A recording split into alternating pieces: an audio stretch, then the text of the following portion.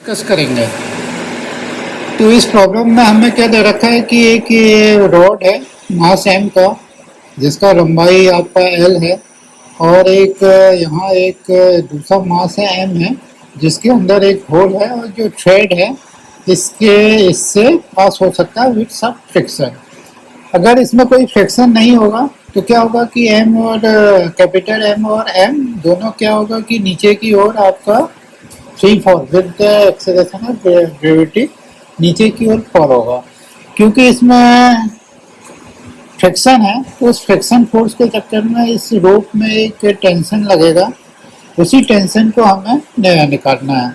दूसरा ये इसमें एक कंडीशन और दे रखा है कि जो छोटा मास एम है ये स्टार्टिंग पोजीशन में ये रॉड के इस एंड में है, और आफ्टर टी टाइम मास जो है वे आपका जो रॉड है इसके दूसरे एंड में पहुंच जाता है। तो हमें इस क्वेश्चन में इस मास एम को रॉड के इस कोने से लेके उस कोने में जाने में कितना टाइम है ये लगेगा। ओके, और एक कंडीशन दे रखा है कि दोनों मास जो है कांस्टेंट एक्सेलरेशन से मूव करते हैं। तो इसको हम कैसे सॉल्व करेंगे कि जो ये मास एम का विद रेस्पेक्ट टू एम जो एक्सेलरेशन आएगा, और सिंपल रेक्टिलिनियर मोशन हमने पढ़ा है, उसको यहाँ से लेके एल डिस्टेंस करने में कितना टाइम लगेगा हमें टी पता है।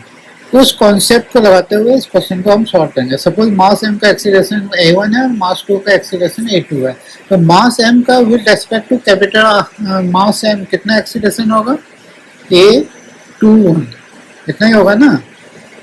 तो a21 equal to a2 minus acceleration a2 minus a1, और टाइम कितना दे रहा है t। तो इसको कैसे कैलकुलेट कर सकते हैं, सिंपल जो रेक्टिलिनियर मोशन का आपका इक्वेशन है इससे हम a12 की वैल्यू आपका पता चल जाएगा।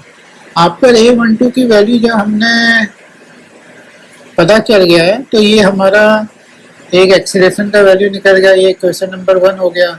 बाकी कंडीशन हम इसमें आपका न्यूटन का सेकंड लॉ लगा के कर सकते हैं, कैपिटल एम मास पर स्मॉल एम मास पे, जैसे कि इसमें दिखाया गया है।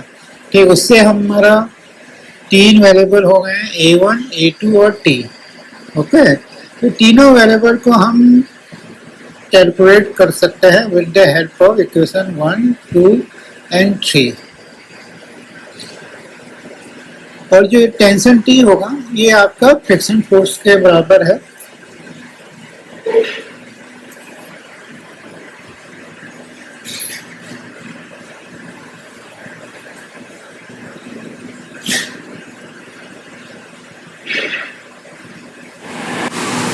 तो इस a2 का वैल्यू जो हमारा कैलकुलेट हुआ है इसको हम इक्वेशन नंबर 3 में रख कर आपका टेंशन T की वैल्यू निकाल सकते हैं।